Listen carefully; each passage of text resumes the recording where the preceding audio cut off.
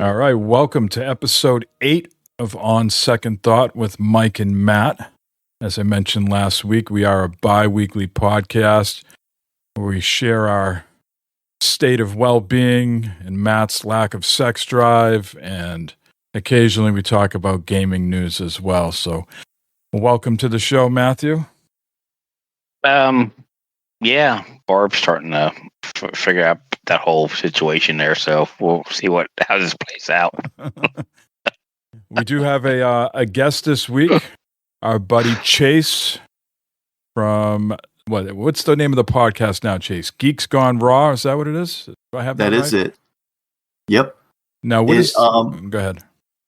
That was, according to Scar, it used to be kind of like open forum radio, to where it was the umbrella to all his the podcasts that were under that or whatnot. There's a few different ones before I was even a part of the whole thing. And then when he kind of wanted to do like a semi-retirement, I was like, well, what if me and Blue continued on, but we just used the umbrella name, since we don't really have multiple podcasts anymore, and just as its own thing. And then so that's what we did. So Geeks Gone Raw started with you and Scar, and now it's you and Blue. What's the frequency? I think I checked today. The last episode was the end of April? Does that sound right? It was last week. We didn't record this week because Memorial Day. It wasn't just because of Memorial Day, but Blue just couldn't make it, and I was like, oh, okay. But that's why we do it weekly.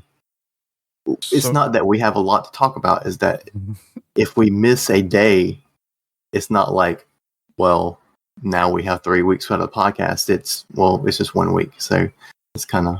I must have been on the wrong page then, because when I was on Spotify a little while ago, I thought the last show was like April 24th. So are you guys everywhere, like Spotify and iTunes? Well, really just Spotify. Just Spotify.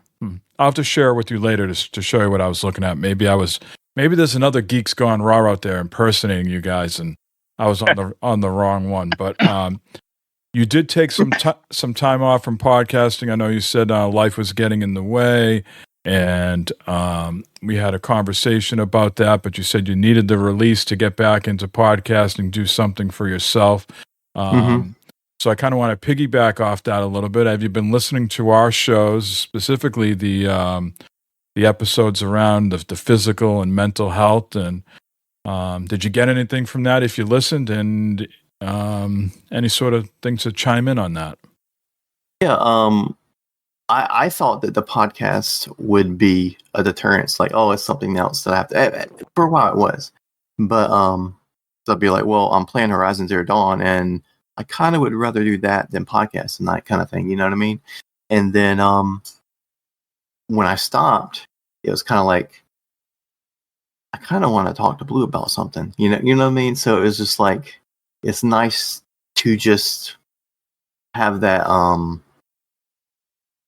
like catching up every week type conversation, versus, because we're not like a news podcast. I mean, sometimes there'll be something newsworthy that might be topical that we'll talk about, like a release of a new game or something, like Ghost of Tsushima on PC. And but it's mostly just a conversation among friends, and that's kind of mostly the podcast I like to listen to in the first place. Yeah, I think that's what Matt and I are after now with this new iteration, more conversational. There is less frequency with the bi-weekly, but Matt and I correspond during the week, whether that's texting or lately injecting the Fallout 76 straight into our veins. Because it's quite the addiction at the moment. But yeah, we pause here and check in on the physical and mentals. Matt, I know you went away to the family homestead over the Memorial Day weekend. Did you get any alone time there to look out on the horizon and ponder the meaning of life, or unfortunately were you nuts to butts with family members? No, I had plenty of time. I got out there Thursday afternoon. I had Thursday afternoon, all day Friday, and Saturday midday by myself. I pondered many, many things. The meaning of life was not one of them, but I did ponder many things. I had a very very wonderful couple days by myself there, and had a couple great days with family and that. My sister and Barb came up Saturday afternoon. And we had a good day with ourselves. We played games, drank some bourbon and that, cooked some food, and had a great time just sitting and relaxing. Had a good time. Thursday and Friday, it's a nice time myself, just reflecting, self-reflecting and that, and kind of talking to myself. I'm not crazy, but kind of talk to myself a little bit, and just it was nice. Mode, listen to some music, and enjoyed the evenings. I relaxed those couple of days. I actually had some time to relax. Didn't think about work. Didn't think about a lot of other stuff going on. That just had some me time, which was very, very nice. Good. A lot of good time.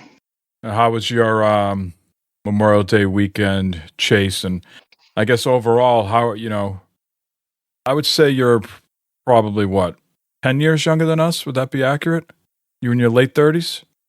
I am 40 on the dot. I turned 40 in February. Okay. So yeah, you're about 10 years younger than Matt and 8 or 9 years younger than me. So I wasn't too far off. So yeah, it's a good time to check in with you. Like, first of all, how was the long weekend? But then also you're hitting that midpoint, right? You're like, if everything works out well, we all hope that we live, another 40 years, right into our 80s, Mm-hmm. So how you feeling about where things are for just you? What are you doing to get through your mental and physicals at the moment? I mean, it is hard. Like when you start to think, "Wow, I'm really in here now," but when I'm thinking, I guess the self, like who you think of, who you are, to me, I mean, I know it has changed, but I'm like, I just feel like I'm the same person I was when I was 22, and now I'm not. I'm the same person at 22, but now I can't see anymore. Why do I have this back pain? Matt's case, why can't he get it up? Again, Barb on the weekend pondering stuff. Yeah, I mean, it does help. Like for a while there, it was just us, right? And I would have my friends that I grew up with, like Max, and he's been on the podcast for. I don't know if you've ever talked to him, Mike, or whatnot. Because I think he's been, because we did like the August, and sometimes I would throw people together, and I don't know if you were one of the ones that was with him or not. I can't remember what I had for dinner tonight. There's no way in hell I'm going to remember what I did in August. But who are you people? But anyway, we so that's kind of always how it was, and I always kind of worked with myself as my job, and with a client, special needs and stuff. So I didn't really have coworkers, so I was kind of in my own little bubble. And now with this new job that I've had for a year or so now, I'm in a warehouse, and I have multiple coworkers. So I've been making new friends, and then those people are also in like friends with my wife now, and to where it's like new experiences, and the age groups are like all over the place. Like, there's one in their 50s, one in their early 20s, one, Amber's 35. So it's like all over the place, and that kind of keeps it unique, I guess, to where you're not just in the mindset of, well, I'm just going to like talk to people my own age. You know what I mean? And so you kind of get that new perspectives on things that like maybe I hear a lot of talk about like, oh, the new generation is shit, and the old generation's better, or the millennials are shit, or the Gen X are the best, or the boomers suck, and I'm like, we're all the same, and just people just grew up with different music, and in fact, actually, everybody listens to the same music. Nobody, there's some new, they listen to some new stuff, but everybody's still listening to Alice in Chains and Nirvana. I mean, it's. I was I forgot to do this in the open, but I was gonna trick you guys and said, Apple just put out their top 100 albums of all time, and I said, fuck it, that's what we're gonna do tonight. In 1 hour, we're gonna name the best 100 albums of all time. But again, I can't remember these things. I have short-term and long-term memory issues. Can we all gotta take a guess at what's number one? Do you have? I mean, you're talking about the top 100 albums of all time. Yeah, I'm guessing Master Killer is not on that list. no. Number one. Oh my gosh. Well, why don't you take a guess what you think it is, Matt, and then give us your personal choice. Well, I'm thinking number one is probably of all. I mean, but like that could be anything though. But I'm just going to say like something. You're not even going to get. You're not even going to be close. You're not even going to be in the fucking realm. Like this would I would have 100 guesses and would never come up with this. They always say that number one is Sgt. Pepper, and I'm guessing since you won't guess it, it's not that. Yeah, I was thinking that. Something from the Beatles, but I'm thinking something from like Elvis. All right. Well, what is yours? What is your number one album of all time? Me? Yeah.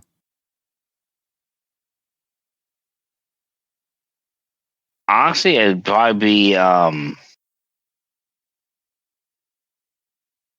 it wouldn't be Sgt. Pepper. I mean, Sgt. Pepper is pretty good, but wouldn't be probably something from like Led Zeppelin or something like well, they're all numbers, so just pick the number 1 through 4. yeah.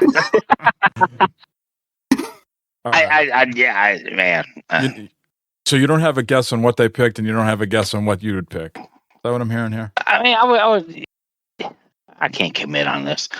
Even though I want to, I can't, because I'll get made fun of. No, just pick one. Come on, just pick on what you think they picked. I think they picked something from Elvis. Okay. Chase, hopefully you haven't looked at this by now. What do you think they picked as their number one, and what is your number one? Well, I thought they would pick Sgt. Pepper, but I don't even think that's in the top 25, dude. Wow. Did they pick Thriller? Oh God. Thriller's number 2. Okay. Oh shit. And what is your top one? And I know you're gonna pick something obscure that no one's ever gonna fucking hear of, but go for it. Is this something from Madonna? Okay, Pet Sounds. Ooh. That's number 20. Then you ready for this? You guys sitting down? Are you guys sitting down for this? I would have never guessed this in a fucking million years. The Miseducation of Lauryn Hill by Lauryn Hill. The number one album of all time. Came out like a few years ago. 1998. Not really a few years ago, but... It's a few years ago. It's a few years ago. In our terms, it's a few years ago. Thriller was number 2, Abbey Road 3, Purple Rain 4, Blondie by Frank. Oh, it's not Blondie. Blonde by Frank Ocean, number 5. Who the fuck's Frank Ocean? Never heard of him. I know Billy Ocean. I don't know. Frank Ocean. Billy Ocean. Yeah. I know Frank Sinatra. He's like an R&B singer. Songs in the Key of Life, number 6 by Stevie Wonder. Good Kid, Mad City by Kendrick Lamar, 7. Back to Black by Amy Winehouse. 9 is Nevermind by Nirvana, and 10 is Lemonade by Beyonce. I mean, Nevermind's good, but it's not even the best Nirvana album. That's not in the top 10. Is it because of Kurt Cobain he killed himself? I mean, that's... I mean, this list is just... and it is what it is, but... Who made that list up? Who made that up? I don't agree with it, but I respect that they're not going with your the thing that everybody else says. You know, the Apple Music 100 Best Albums is is an opinion survey and curated music ranking of the finest albums in history, created by the streaming service Apple Music. Its team crafted a list alongside a group of artists that included Pharrell Williams, J Balvin, Maren Morris, and someone else I can't. Charlie XCX. I'm not sure who the fuck that is, but Wouldn't the Doors be up there somewhere? oh, the Doors! Don't even get me started, Matt. The Doors got to be one of the most overrated fucking bands ever. If I never hear another There we go. Doors There we song, the guy was so talentless. But anyways, Break on through to the other side, Mike. yeah, break this off your other side. I think that's about a glory hole, that song. Oh, oh. Wow. I don't know where to go from there. You But brought this up. I am a little. I got to tell you, I'm a little shook right now, Matt. If you've been following me on Twitter, you know I've been in this walking thing, and I've been posting a lot of pictures from the pond that I do this. Yeah. Last night, someone drowned at the pond. Oh. I was on Boston.com a little bit before we started recording, and it said that they found a body. And the friend of the person called 911 around like 12:30 a.m. Like, why are you swimming in the dark? That's like the first thing, right? And they located the body about an hour and a half later. Like, my gosh! I mean, this is a little ass pond. It's like down a long road. I go there because I can do a nice loop and all this. Mm-hmm. But fuck, little reality to my little escapism. What that would have been a horrible thing, Mike, on your walk. Be walk around that pond and discover that yourself. That would be right. That would have been Jesus Christ. Yep. So I'm a little shook with that, but otherwise I am. Last couple of weeks I've been doing really well with the mental stuff. I'm not sure if you guys subscribe to this theory or not, but I firmly believe that like cluttered house or cluttered property or whatever leads to a cluttered mind. So I've always tried to maintain like a nice, neat house, but my long extended driveway has been causing me a source of aggravation for a number of years. You know, like my yard, immediate property is nice and well maintained. I put a lot of work into it. But the extended driveway sort of looks like a jungle. It sort of looks like you're almost driving into the fucking Batcave, right? You come down this long, winding driveway, and then it finally opens up into this, oasis. But so I bought this brush mower that I got for an early Father's Day gift, and I've been going up and down the driveway, creating a nice perimeter on both sides of the driveway, so to battle all this over brush and weeds and Japanese knotweeds and everything else that's been growing. Yeah, I hear you. I mean, it gives you so much more room when you do that. As you're going down. I'm the same way at the farm. I'm out mowing. I'm out mowing and near that wood line. That tree line. Trying to get as close as I can with the mower and that. And then now I'm going to go back, and I'm going back with my clippers and stuff and trimming back branches and other items, getting the weeder out around certain trees I can't get close enough, and just cleaning that up to make it look that much better in that and get some of that land back, that property back. It's a nice feeling when you do that. It's You would, if you lived close by, you'd come over and you use that brush mower all the time. Oh, this thing, it's just Mike. I'm almost ready to buy you a plane ticket and pay the luggage to bring that thing out to the property so we can use that, because we can do wonders out there. I mean, that's this thing. There's no elegance to it, man. It's just seek and destroy. There's no height adjustments. You either go reverse, and then there's you can go first gear, second gear, and third gear. But it just obliterates anything in its path. Yeah, man. All that little shrubbery and all that stuff, it just takes it down. Yeah. It looks at it and goes like this. It says, fuck you. It says, fuck you. Absolutely. Yeah. What are you going to do now when everything's cleared out? Then I'm going to get the wood chipper attachment and chip all the wood. There you go. See, plan ahead. And then And then when it's wintertime, I take the wood chipper attachment off and I put the snowplow. Oh, there you go. Off that new freshly paved driveway. Right. I don't want to pay. I don't want a plow assassin to come down the freshly paved driveway and dig it all up. If anybody's going to dig it up, it's going to be me. Mm-hmm, mm-hmm.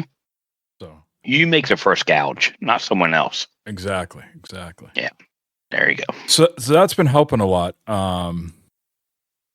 Maintaining that stuff, getting some sort of, like you said, getting some of that property back. And also, I wanted to do it before they paved the driveway so that there's no, oh, well, we couldn't tell where the pavement and the dirt ended. Well, now, buddy, you can clearly see where this fucking where this shit is. I've been at her, sir. I know where. Yeah. I know where it is. We got to have Dig Safe out here in a few. Do you guys have Dig Safe where you are? Yeah, call 811. Go out and they make sure they new utilities and stuff. Yeah, they got to come out here in a few weeks to mark it. So, Yep. This is for Denny if he's listening this week. I've been doing the old flaxseed more, but I need to come up with a way to not lose like a quarter of it in my cereal, right? And he must be having the same issue with the smoothie, right? So Jay's supposed to take this flaxseed, helps you for your gut health and everything like that. So I've been trying to do a little bit of that stuff, and I put it in my cereal, which is not a sugary cereal. It's actually a vegan cereal that I have. Oh, really? Yeah, it's expensive. All this shit that's good for you is expensive. I don't know why that is. Yeah. Fruits, vegetables, raw stuff. It's more expensive than getting the fucking crap. Yeah. And so I've been putting it in with my almond milk and the cereal. And like we said on the last episode, this stuff doesn't dissolve. It just sort of sits in there. And so I'm scraping the side of the bowl and I'm, drinking the milk, but I still lose a good portion of it in my cereal bowl. And I know Denny chimed in that he has it with his he doesn't eat cereal, but he has a smoothie. But I've had smoothies before, and you still get a lot of that stuff that gets stuck in the blender and gets stuck on the side of your glass, like all the seeds from like the strawberries or whatever other fruit you're using, clings to the side of your glass. Mm-hmm. So I don't know how I'm supposed to get the rest of this flaxseed if I'm supposed to overcompensate, like supposed to have a teaspoon. Put more in than what you're supposed to use. That way you get the you're getting what you need and the waste. Yeah, exactly. Yeah. I put mine the yogurt, dude. I put mine in the middle of yogurt, mix it around. It's all there. I've been throwing some blackberries and raspberries in there with it. A little granola on top. Nice little breakfast treat there. I got to give yogurt another try because the only yogurt that I can really consume is like the shit that's not good for you. Like, like I like the strawberry yogurt and things like that. But people say you really need to just get like that plain vanilla ass yogurt and then season it yourself. Yep, that's why I do. I get this Carb Master stuff, so it's low in carbs.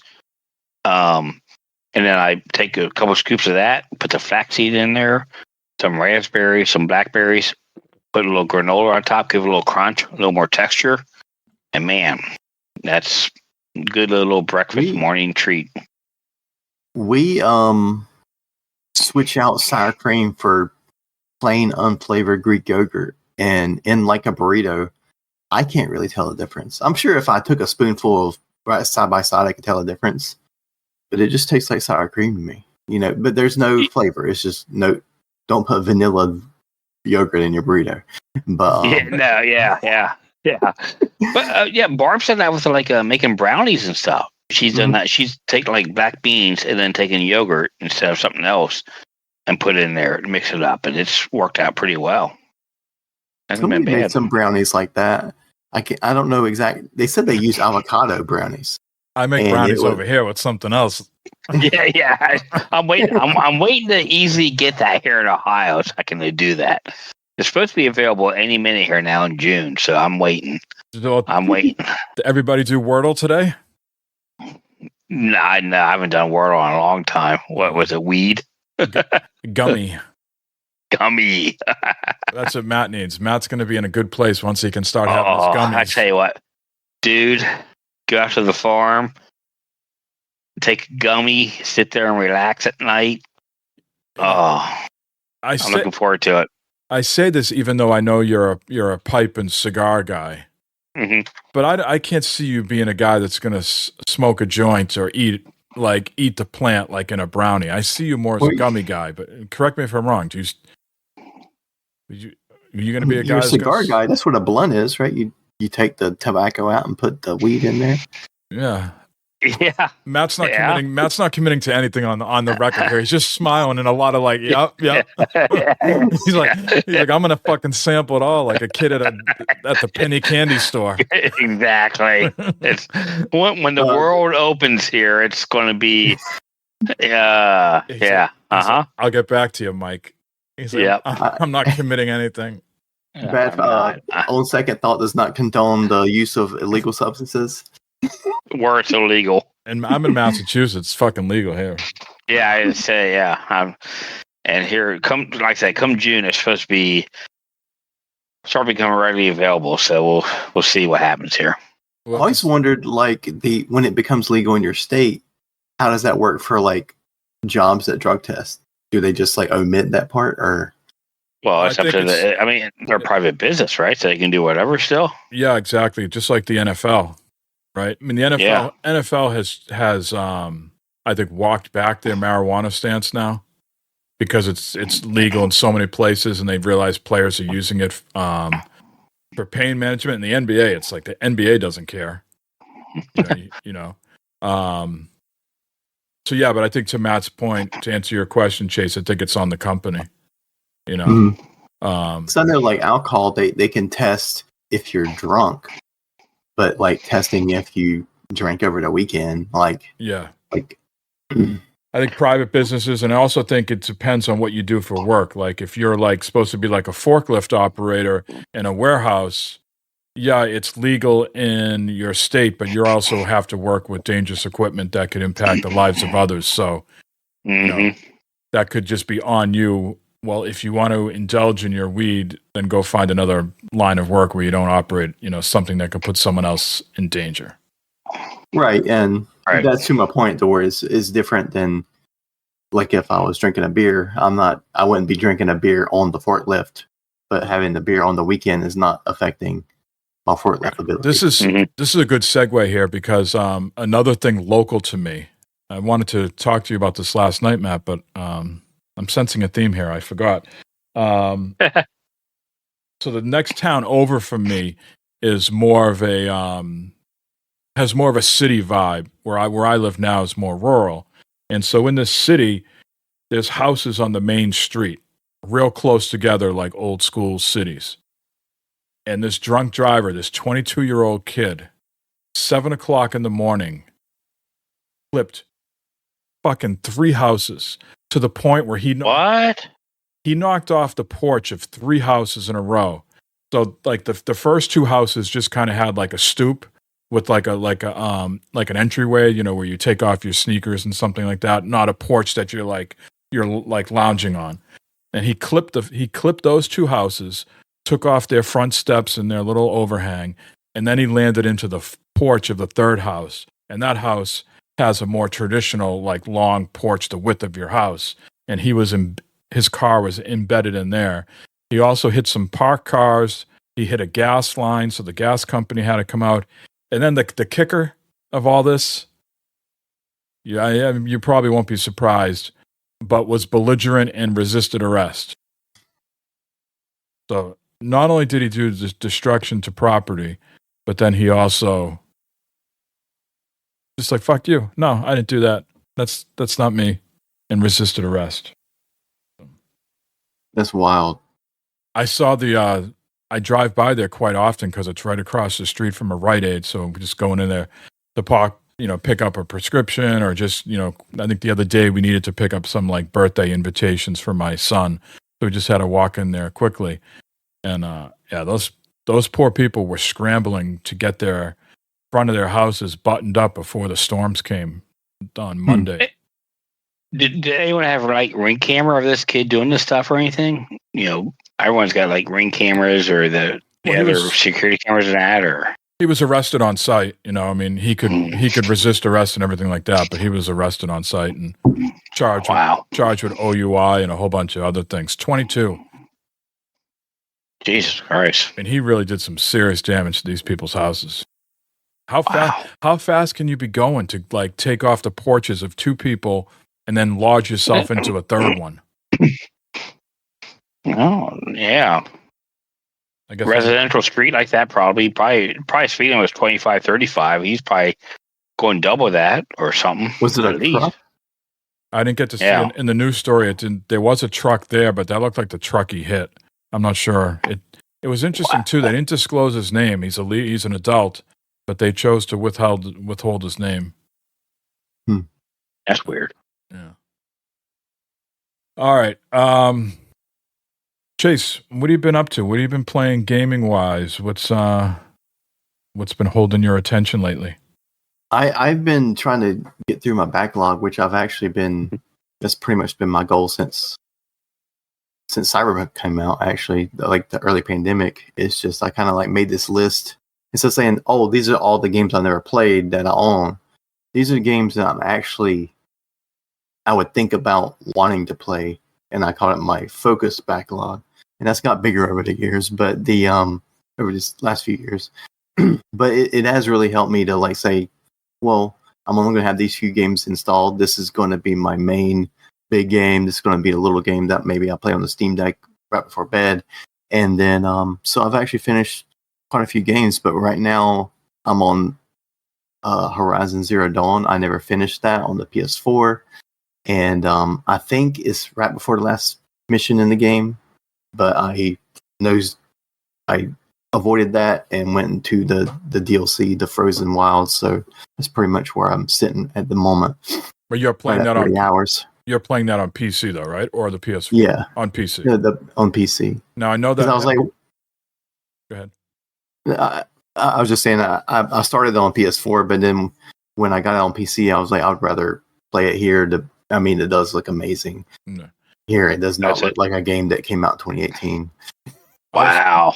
I was going to say that game had a very rough launch though on PC, and I think they've put a lot of work into it to get it in a much better state. Yeah, it's in a really good state, and I think what was hard about it when it first came out is that Sucker Punch decided to do it on their own without Nixus or whatnot. Oh, no. You mean not Sucker Punch does Last of Us, which also had a bad PC port. Horizon Zero Dawn is that studio in Europe that put out the Resistance games and the Killzone games. Oh man, those were great games. Well, The Last of Us is Naughty Dog. Is it so? Yeah. So who's Sucker Punch is infamous. Sucker Punch isn't the one who did Horizon Zero Dawn, is it? Well, I guess Sucker Punch is Ghost of Tsushima. Who is Horizon Zero Dawn? We're talking all sorts of shit here. We're talking about good time. Man, you guys are infamous. Man, what a great game that was. Guerrilla Games. Also, Guerrilla Games. Guerrilla Games did Resistance and Killzone. Yeah. Mm-hmm. Killzone 3, man. Sucker Punch did Infamous and Ghost of Tsushima, and Naughty Dog did Last of Us. So now all the PlayStation people can get the fuck off our backs. They were going to just chime in and say, you guys really butchered all that. But Horizon Zero Dawn, good game. I still need to get to the one after that. The Forbidden West? Yeah, which is also... The Forbidden West. Which I heard had a good PC launch. Yeah, that one they actually did get the help from Nixus, which is the good PC port. And yeah, Nixus did Ghost of Tsushima, which just came out, which just came out on PC. Yeah. Mm-hmm. Which I'm thinking about picking up.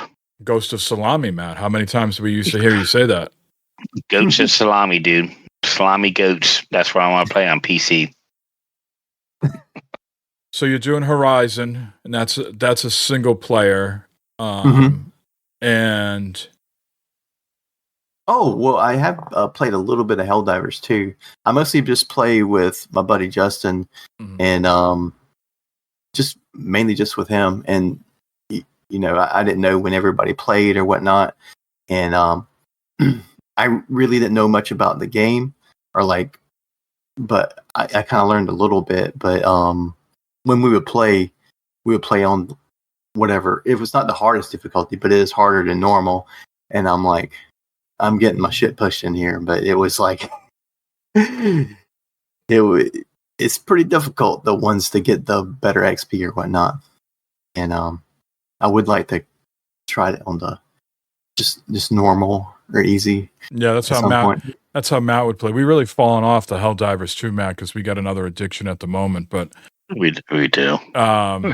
I saw this interesting stat this week. There's many companies out there that sort of review the gaming landscape to see where the trends are with gamers. And they said in 2023, 25% of the time gamers spent playing on 5 games: Fortnite, Roblox, Minecraft, GTA 5, and League of Legends. The other wow. 15% of playtime went on annual titles like sports releases and Call of Duty, and just 8% in 2023 was spent on new games that were not annual franchises or long-standing games. So that gives you the hell is that?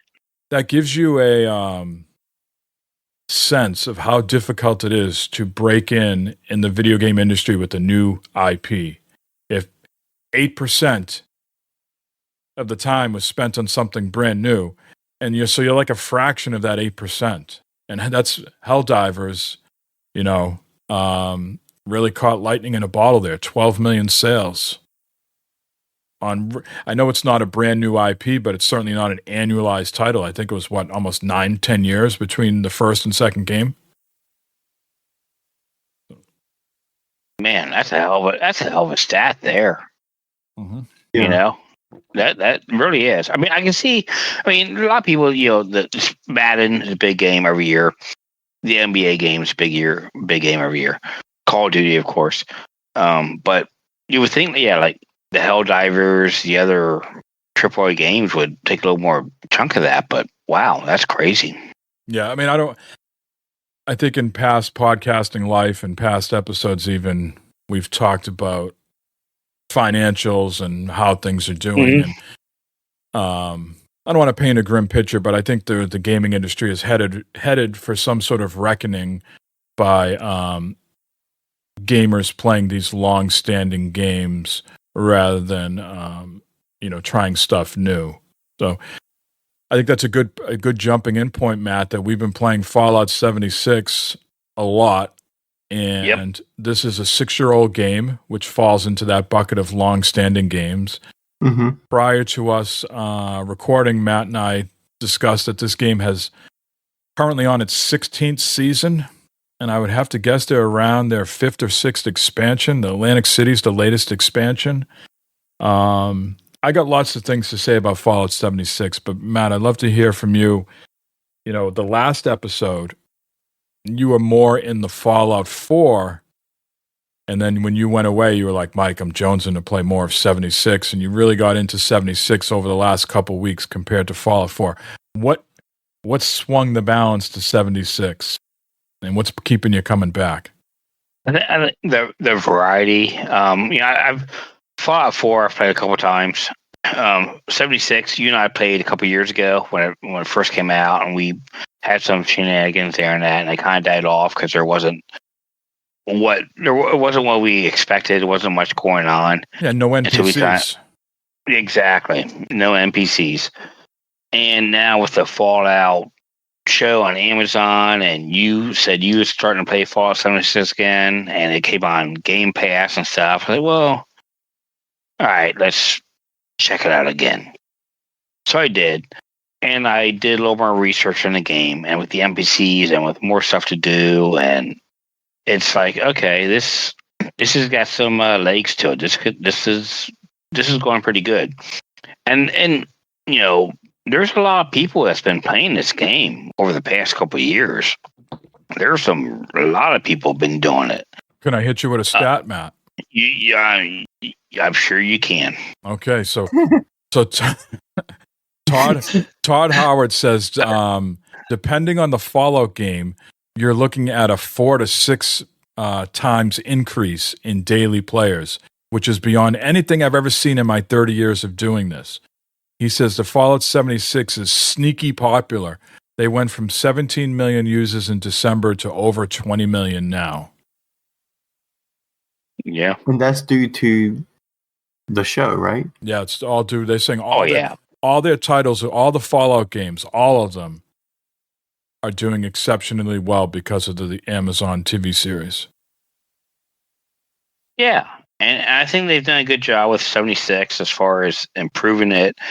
There's been plenty for us to do in the game. Mm-hmm. I bought a year of the server stuff or whatever, so we can do that because I'm still not. We call Matt Deep Pockets now. If you remember in the 40cast days, he was a cheapo, but now we refer to him as Deep Pockets. I don't know how that happened. My wife retires, so all of a sudden I'm spending more money. I'm not sure how that worked. Yeah, making it rain here, making it rain. But yeah, I don't know. So we're playing on the not necessarily private server, but our own server net because I'm not 100% into the whole MMO thing with it because I'm afraid that my camp's going to get exactly. So I'm waiting that, and I'm having plenty of good time with it. By ourselves, with myself. I think the only thing we're missing out on is like the public events, the big events where you need more people to help you and do stuff and that, where you and I couldn't handle it.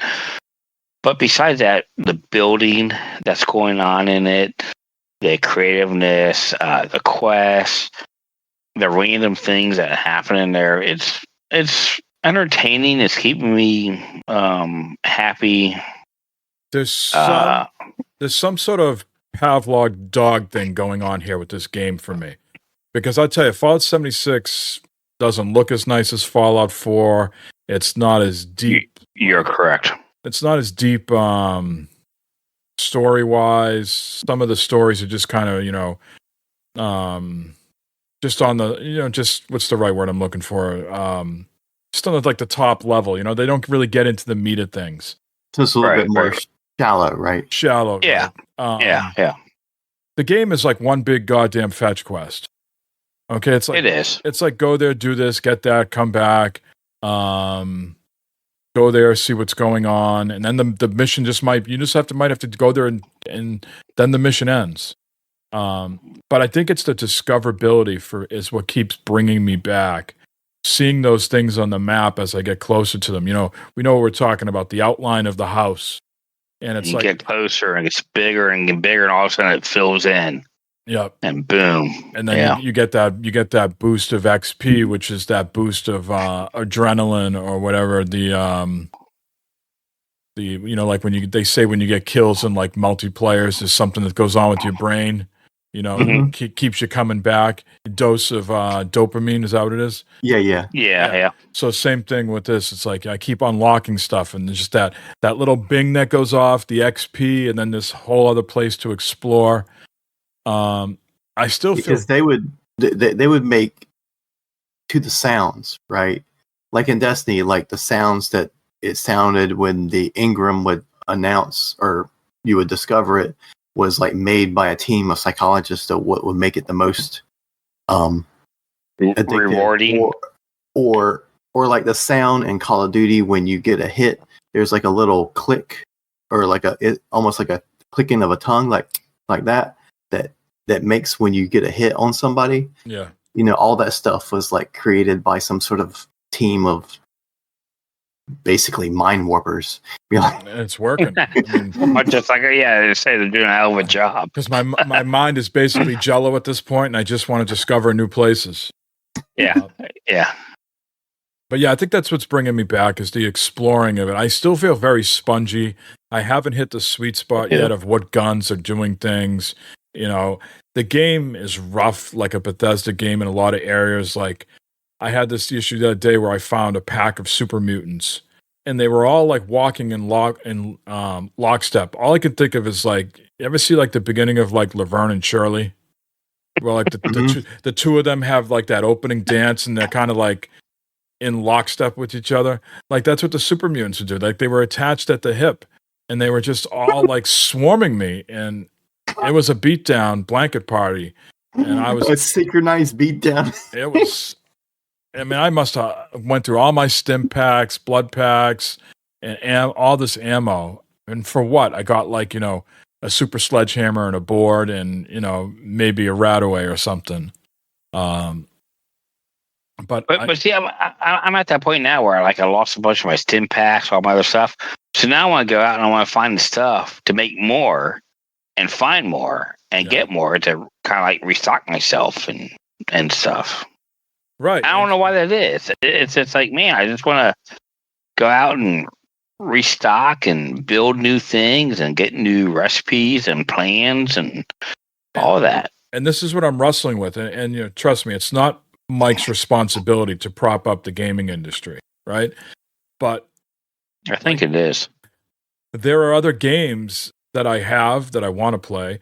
There are other games that are on sale right now. PlayStation's having a great sale. That Rise of Ronin game is discounted. The new Final Fantasy game is discounted. I would just be buying these games and they would just stick in the backlog because I really just want to get through like the meat of Fallout 76. I want to finish the Fallout 4 DLC, the Nuka-Cola that I've never done. So yeah, I mean, Bethesda's got their fucking hooks in me big time again.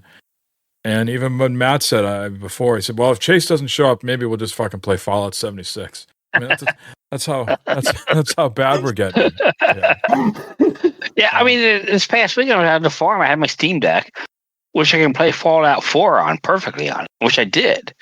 But it wasn't the same. I don't know why. I mean, I can still craft and do stuff, but it wasn't the same as playing Fallout 76. Well, it's because you have been getting into more games like that, like Valheim and stuff. The word Valheim is so, dude. Oh, man, Valheim's so great. Anyways, Matt loves it. He actually bought Valheim for me, which we got to get to at some point. I did, yeah. And Matt knows, I haven't jumped into games like Valheim and other games because I don't like to build. All of a sudden, I'm like, Matt, come look at my camp. Yeah, I got my camp, and it's like this goddamn mansion and all this. Like you're going into like some hoarder's front yard where he just like collects statues and it's a junker's paradise. Yeah, it is. You go in there and there's just all this stuff. Yeah. I got flamingos and cats made out of shrubbery and pit boys and all types of stuff. Like those rides you have at the supermarket as like kids that you could go on, like the horses that can sort of buck you back and forth. I have one like that, except it's a hot dog. And Mike, I think it's called the pepperoni or pepperoni. Pepperoni. Mike was very excited there tonight to watch me ride that. He's like, "You got to ride it. You got to ride it. Go on, Matt. Go ride it. I want to see you ride that. Go ride it, Matt. Yeah, go ride it." I was like, "Okay." So I did. He's like, "Yeah, look at that. Look at that action." I was like, "Okay." And he was in his Uncle Sam uniform. Yeah. And now I have a secret bunker with a bowling alley. Yeah, which is really cool. So they've really simplified the building for simpletons like myself. Well, I think that's good to where, because even with Valheim, they kept the things that are addictive when it comes to survival games that people want to do, and they took out the things that everyone hates, like you make a steak, it's not going to spoil. No. I have my steak. I made my steak, and then the meat spoils in Fallout 76 if you don't cook it. But once you've cooked it, it no longer spoils. Yeah, but in Valheim it doesn't. You can keep it forever, right? Yeah. Now, Chase, settle this for me. Me and Matt played Fallout 76, like he said, years ago, and we're trying to remember one time we played. We can't remember if it was with you, if it was with Jay, if it was with Bibbs. There was two other people, one or two other people that played with us. Have you ever played Fallout 76 with us? We were dressed up as priests back then, if that jogs your memory at all. I have. I've never played the game, But it might have been with that that one dude that was into all those kind of games. Wasn't that Team Chaos Theory? Could have been him. Could have been Mark. Could have been Mark. Now that I'm thinking it out loud, I'm thinking it might have been Jay. I seen Jay playing it tonight. Oh, well, it might have been. Might have been him. Might have been. Could have been. Could have. Would have. Should have. I just remember being at a county fair and something popped off, and we're all just trying to figure out what the hell's going on. And I think you rage quit. You definitely had a rage quit moment when we were getting killed by the super mutants, and you kept losing your junk bag. Yeah, I was like, "Fuck this." And I think I was doing that during an Extra Life. You might have been. Yeah. I think, this might have been an Extra Life moment. I'm pretty sure. But you were talking about the state of gaming and whatnot, and I've thought about that for a while. Like, I mean, not recently, like within the last 2013 or so, to where like games started to not really progress, and they might have. You might get Hellblade 2. Yeah, it looks better than a game that came out in 2015, but games still kind of do the same thing. I mean, games. Right. I think there's been such a change with gamers' taste and what the expectation is. Like, I heard someone today saying, like, you paid $70 for this game. Like, think about you paid $60 or $70 for the first Last of Us, right? Mm-hmm. What is your expectation for the second Last of Us?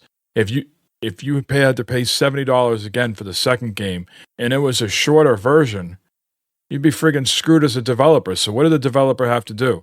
They had to make a game that was twice as long as the first one. And, whether it's better or not story-wise, that's subjective. But there's no getting around it that it's went from like a 12 to 15-hour game to a 30-hour game. And it's still the same price. Where in what other industry do you get double the amount of content for the same price?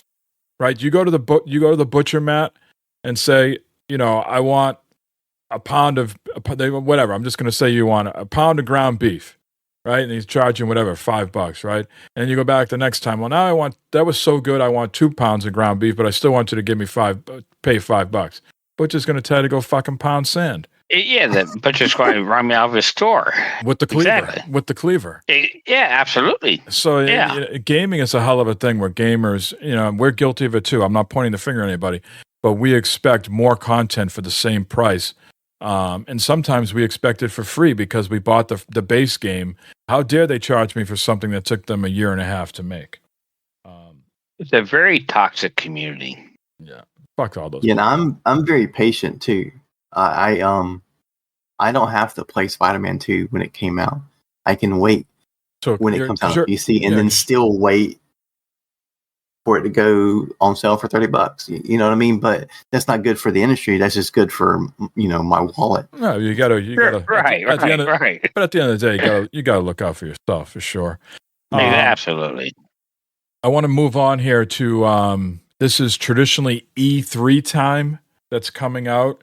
It kicked off today with the State of Play by PlayStation, and then there's a whole host of other events coming up.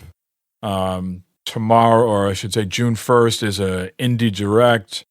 June 6th is the Guerrilla Collective, which is on Steam, and then really the big stuff is on June 7th, 8th, and 9th, which is just the Summer Game Fest that Jeff Keighley's doing, which has the Xbox show, IGN Live, etc., etc. So, I guess the question for you guys is, after all these years and what we just talked about, kind of playing older games, is there any excitement for this week? And if there is excitement, what would be the one thing that you'd like to see get announced this week?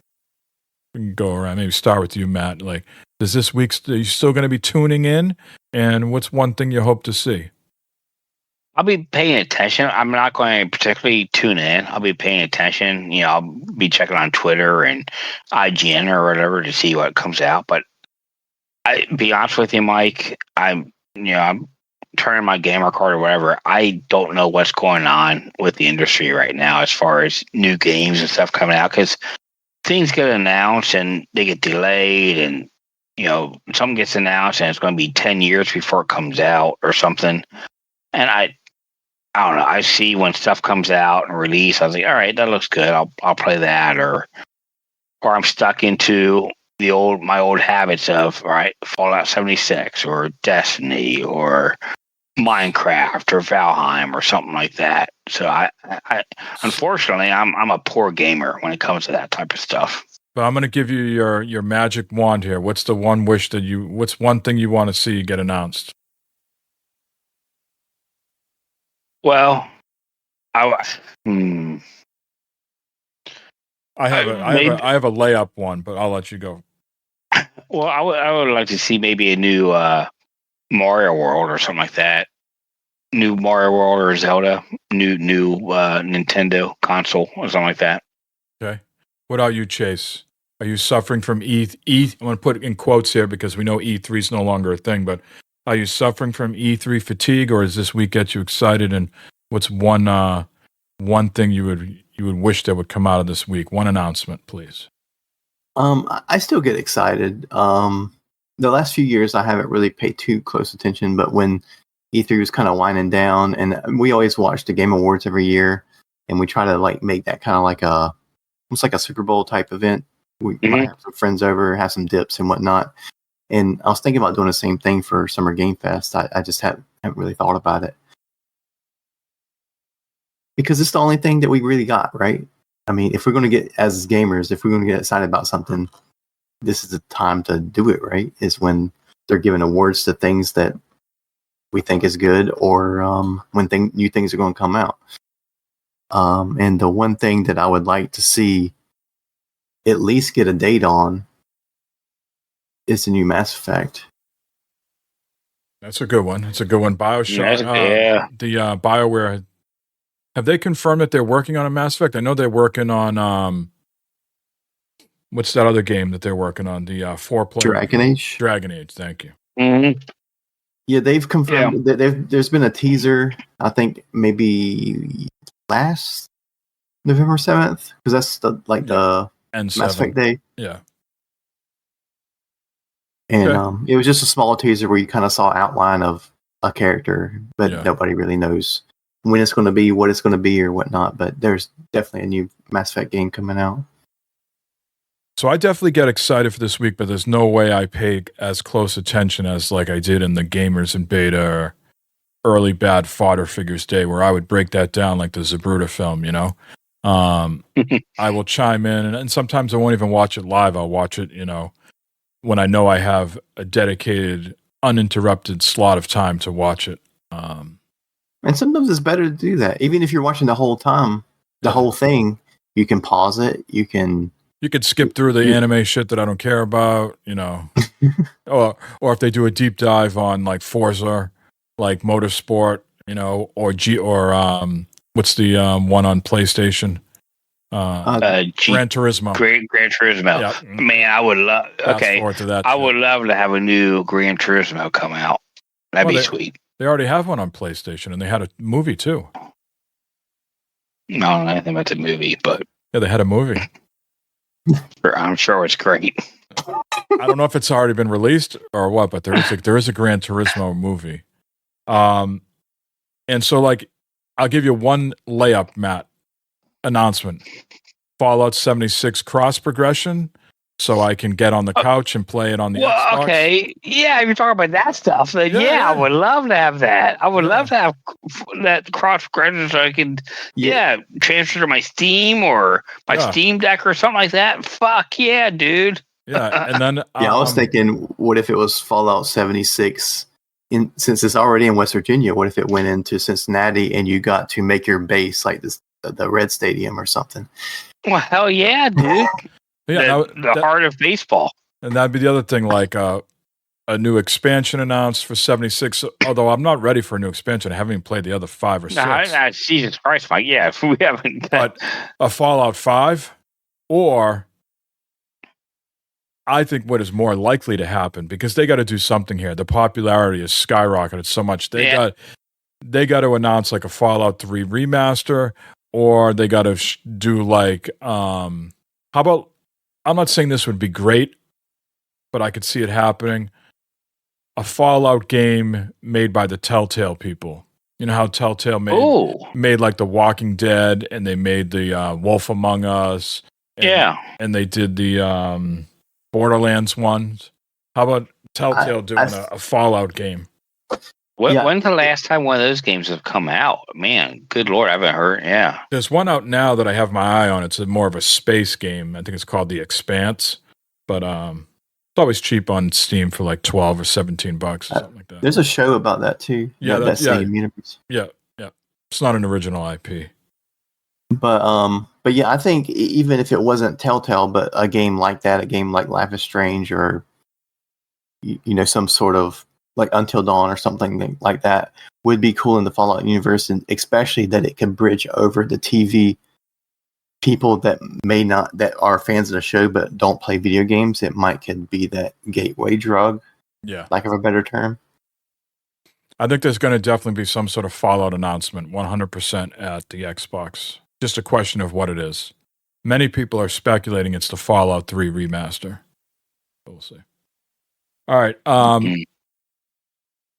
To the shock of no one, Call of Duty's coming to Game Pass. It'll get me to play it again. Right. And we were sort of, me and Freddie on Discord were talking about this, and my stance is, I don't think you're going to see a huge number of people leave the PlayStation and Steam ecosystem that they're already invested in to come over and spend $10 to $16, $17 a month when they could buy the game once for $70. I think, would it be fair to say that we think Call of Duty players maybe just play that one game all year round? Maybe they dip into Madden. I don't want to stereotype people, but that seems to be... No, that's a fair statement. I think most people buy Call of Duty also, not for the campaign, but for just the multiplayer. Yeah, so why would you... I'm going to make another assumption that these people already have friends on other platforms, so they're already playing it on their preferred platform. So why would they jump from PlayStation or Steam to Xbox?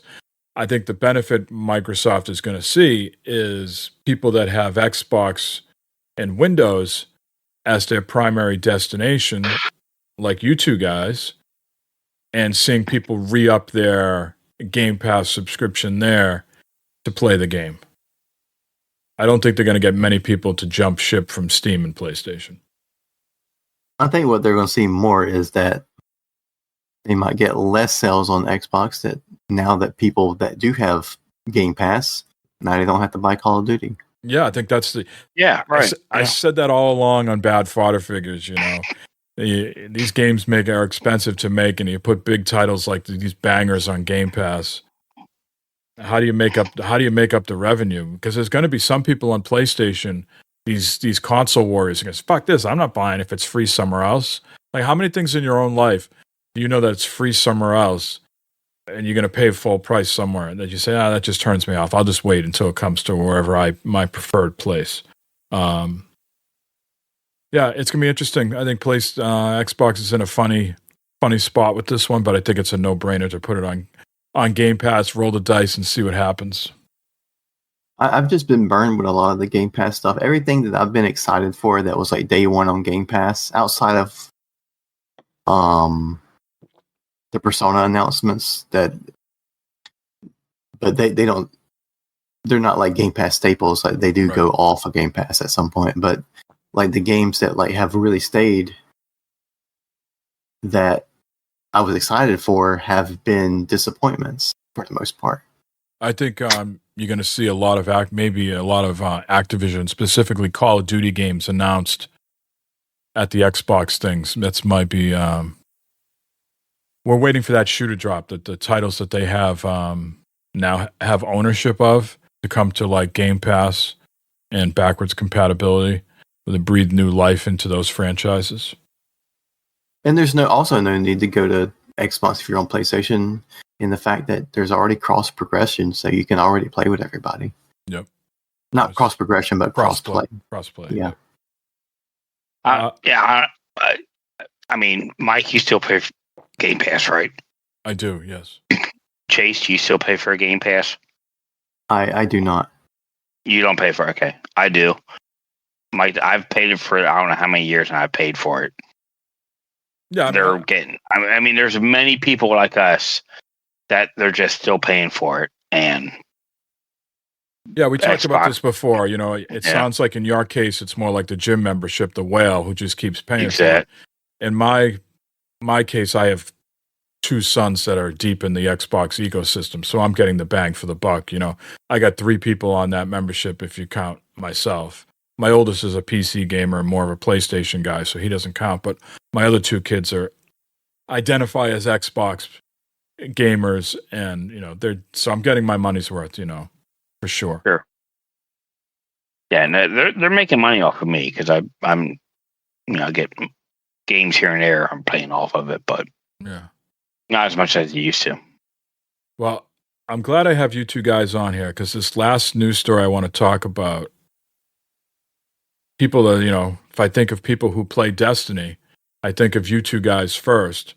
So Destiny, the 2 is, I guess, winding down with this next expansion coming out on June 4th, the final shape. Tell me, guys, are you either of you going to jump back into Destiny 2 to play this? I believe it's $50. It's not free. That's a hefty expansion. I think it's $49.99 or $90, or there's either a $50 and $100 flavor. I'm not sure if there's a free thing. Yeah, I think it is a little bit more expensive than the other ones, but I don't know if that's to do with content or if that's to do with everything's more expensive these days. But they were always $39.99, and now it's $49.99, I believe. Yeah. Okay. I think there is a lot more content because they delayed this expansion for a couple times now, and they're ready to release it. Unfortunately, there was a leak today that we won't get into because I don't even know the details of it, but someone pushed the button to push it to the PlayStation Cloud a week early, and they had to turn it off. But there's supposedly a lot of meat on the bone for this. But Matt, you're deep into 76. Are you ready to pivot? You didn't play, I don't think, too much of the last expansion, right? You didn't do... Yeah. It's probably been about a year and a half since I've played Destiny. I mean, Destiny's a great game. It's a great shooter. It's a great shooter. You go through, and the problem I get with Destiny is the more you have to play the different currencies, the stuff where you have to group up with people and do things, it becomes a less solo game and more of a multiplayer game where you have to you have to make friends, Matt. You have to make friends, and you guys know me. I don't have many friends. Yeah.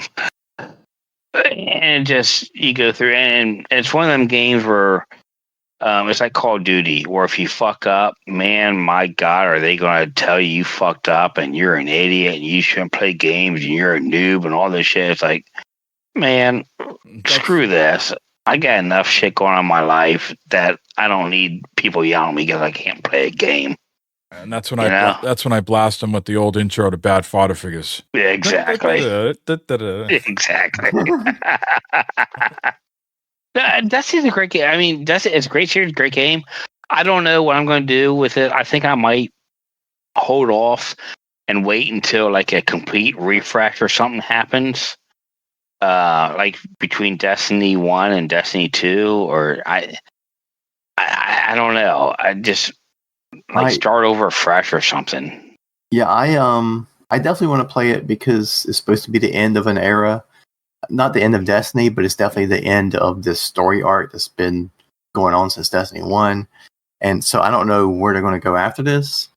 But, I mean, it'd be really cool, kind of a pipe dream if they just, everything that's been available in Destiny ever is in there. They're just sort of like, hey, Red War, Destiny 1 content, that's all in there. Just if you don't want to have a 200 gig install, you can choose not to install the Red War if you want to, but it's all available. Did you see the size of the install for Final Shape? No. 300 gigabytes on PC. Jesus Christ. So it might be in there. But I did hear that every gun is going to be able to have the light level, even the old ones that they sunset. So your mountaintop. Pretty much your, Sunset he went away, right? Yeah. Yeah. So your mountaintop, your recluse, and all those guns will still be viable again. So you're on the fence. Is the $49.99? Is it like something you'd wait on a sale for, or is it something you have so much time invested in it that you're not going to balk at the price? Who, me or Matt? You. Matt's already deep pockets. We already know if he's going to play it, he'll fucking buy it. I don't know if it's going to be day one, like, because that's going to be like next week. Yeah. But I'm definitely going to get it. Yeah. Okay. So you seems like you got a little bit more interest in Matt. Matt is still trying to get the responders inoculated in Fallout 76. He doesn't have time. Doesn't have time for this spaceship nonsense.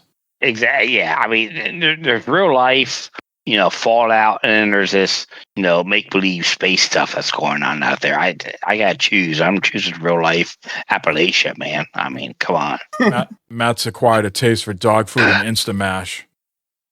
I have. I love some good Instant Mash. He's walking around with a twitch. The radiation adds a spice. Yeah, it does. It does. It's nice little. I glow at night, and it's not because I'm happy. It's not because you have a fucking glow in the dark condom on either. No. Thank God for Barb. All right. If you listened to the show last week or the last episode, Chase, I had this new segment that I'm trying out. It's called Quick Bits, Matt's Quips. So I got 5 news stories. He hasn't seen these, and we're trying to get Matt's initial reaction to these. And we'll get yours, since you're a guest, you can give us your initial reaction as well. This is supposed to just be something quick and fun, and we'll see where it goes. So here we go. Cyberpunk 2077 development has finally wound down after 3.5 years. No one at CG Projekt Red is currently working on 2077 anymore. All available devs have moved on to the new Witcher game. Thoughts, gentlemen? I mean, it's sad to see that, even like little tweaks and stuff aren't going to be worked on, that it's completely done. But I mean, I get it. It's been 4 years now. I mean, and they've added the new DLC, which is amazing. I mean, I thought it was amazing when I first played it in 2020, but I played it on PC. But I still, at this time, it is what they've done with it. It is an amazing game. All right, Matt. I was told of Bill Goods that was not delivered 100% completely, and I stand by that. We waited many, many years for this content and this big update and DLC, and it should have been sooner than that. The game was a failure at first. We had many bugs we played through. I'm looking forward to the next Witcher. All right, I'm going to let you guys start your own podcast to debate that, because I know Chase is giving you side eye. Yeah, I know. And would like to debate the hell out of that, but you guys can. I do not refute the console players experience. That was rough, and yeah, it was. I don't even think it should have been released on console. At least not the last gen. Like it should have been a staggered launch. Be like, because it was not what I experienced. There we go. We're in alignment. Moving on. Xbox has this thing on their website called the most played Xbox games, and that doesn't mean all time. I'm not clear on what the snapshot of time is. Let's say it's over the last 7 to 10 days. These are the most played games. Okay. Hellblade 2 launched with a peak of 3,982 players on Steam. It was the 23rd most played Xbox game in that, again, we're calling 7 to 10 day window. For context, the poorly reviewed Redfall had a peak of 6,124 players at launch. Reactions to how Hellblade 2 seems to have faltered here out of the gate.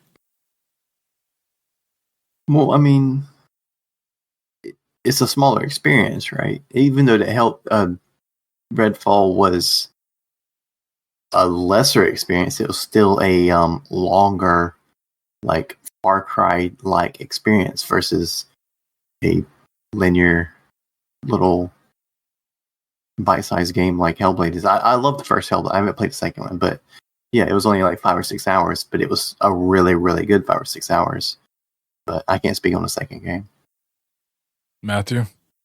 I think Redfall got more attention, more promotion than Hellblade.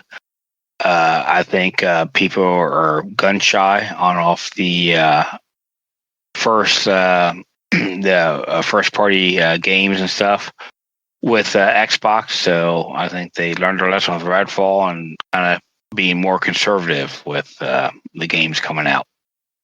Okay. Xbox Game Studios has reportedly signed a deal to publish the first project from 100 Star Games, which is a studio established by the co-founders of Rocksteady, who put out all those Arkham games. Thoughts on those guys now working with Xbox to develop their first project? Good luck. Chase, are you into the Arkham games? These guys, by the way, did not work on. I believe that they have no affiliation with that Suicide Squad game. So just the Arkham games. I mean, yeah, I like the Arkham games, but every time I hear, oh, well, here's this new studio, or like this old studio that's now with Xbox. Oh man, I love the old game they made, and the game that they make on Game Pass is like, okay, like anything, like Rare. Like I mean, yeah, we liked Sea of Thieves when we were playing together, but man, was that a hollow experience. And or Redfall, that's made by freaking Arcane. Yeah, and they closed them down. Right. And or I don't know, Scorn. Like I heard about that game for years. And then it came out and it was just like, what is this? It's not even a game, you know? Yeah. Well, this next story is a game, a real game. Ghost of Tsushima's PC release is a hit after it became PlayStation's biggest single-player game launch on Steam. What do you think, Matt? Should PlayStation release more of these single-player games day and date on PC, or should they wait, make gamers like Chase wait a year or two? I'm okay with the wait thing. I mean, sell it on PlayStation first, and after you've got your money out of that, put it out on Steam, get a little more, milk that cow a little bit more to get some milk out of it. I'm okay with that.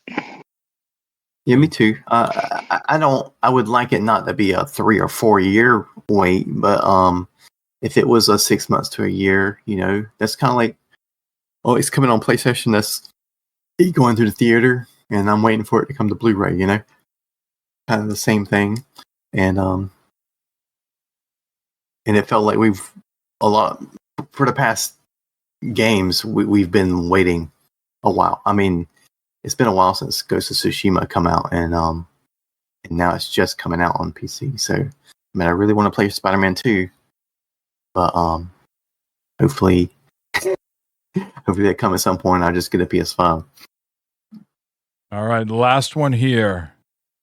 Bethesda and ID Software's next Doom game is reportedly called Doom: The Dark Ages, and is expected to be revealed early next week at the Xbox Games Showcase.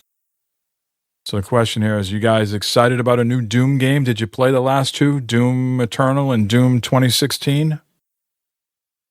I played the original Doom back in the day, but I never played the other ones. So I would be excited to see what the new one looks like. I wouldn't mind playing another Doom game.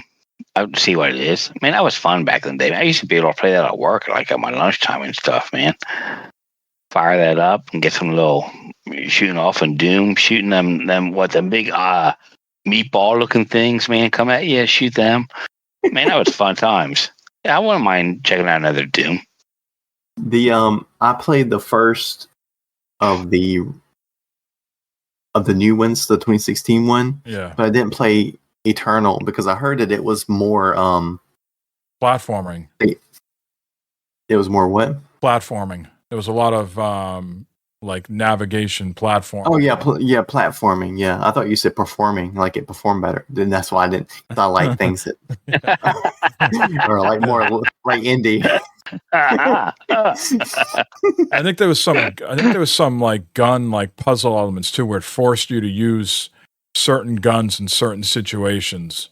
It wasn't as just like wide open, and you just had all these guns at your arsenal that they sort of forced you to use them to clear out a certain place. So yeah, I totally tuned out on Doom Eternal, but I was all over Doom 2016. I think I played that at least once or twice. Yeah, that game was amazing. But I mean, I'd be interested to see what direction they're going with. I would rather them to go with more of the direction of 2016 versus Eternal, but Eternal did do really well.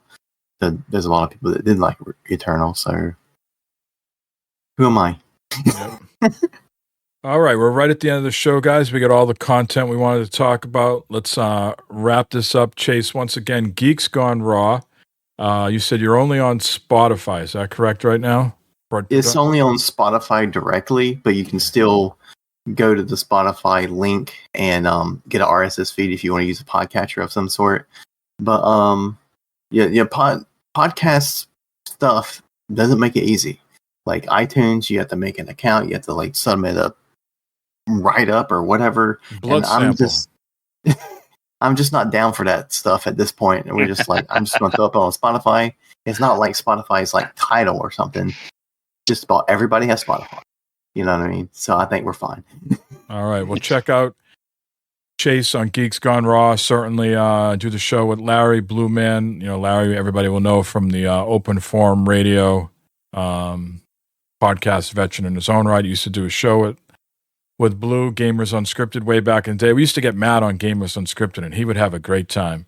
You know, because Matt used to host the 40cast. So he was back in the day, he was a very serious podcaster. And if, you know, something strayed off, he would get frazzled, right? But he would come on Gamers Unscripted, and he'd be like a guy showing up with like a 6-pack of Natty Light, right? He's like, we're going to have the fucking best time here. I have no goddamn responsibilities. I'm going to curse like a sailor and tell you all about it. Tell you what, when I didn't have to host the show, man, it was just like, all right, we're going to have a good time. Matt was like, it's going to be fun. Matt would show up, tits are out, gentlemen. I got my shirt off and I'm ready to go.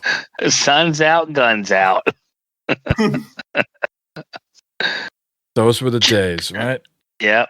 Chase, you're looking good, man. You're looking good. Glad to talk to you again. We all get together sometime and get those Wednesday night game nights and stuff going again and stuff that we used to have. Oh yeah, shout out to Brick. Golf with friends or something. Yeah. I thought you were going to say in person, Matt, and I was going to say curse you. I told you I was coming out in May when the Reds were playing the Red Sox, but you have to go to Atlanta for a wedding. Could have had Chase. Chase could have driven up. Yeah. Shit, Chase, you're only like an hour away from me or something? Yeah, we're down here with the beer cheese. But, yeah. Shit. Come up, I'll buy you a beer. All right, man. Well, go ahead, Chase. The game nights. We did have a little bit of a game night like a few months ago where we played whatever the fuck shit show that game was that we played. I don't even know what it was called, but then we ended up on Golf with Your Friends. Oh yeah. Matt was watching this game with this guy on Twitch, and he's recommended this game, and we played this game. Oh, that was horrific. Yeah, what the hell was that? I can't remember. God damn, what the hell was that? That's only worse than that other game that we played one time.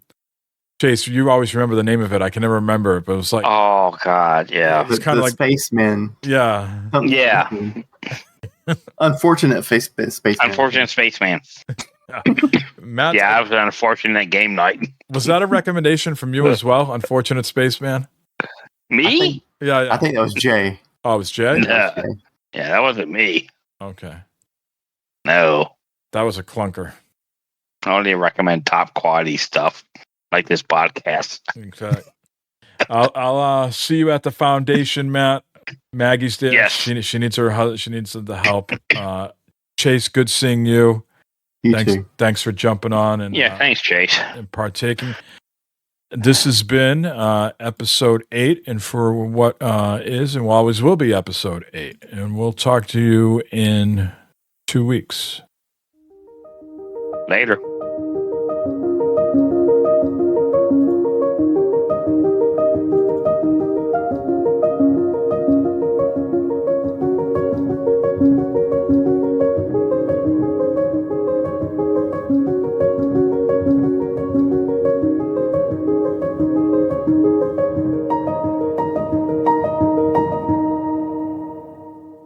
Even I draw the line on dope and drugs for any amount of money.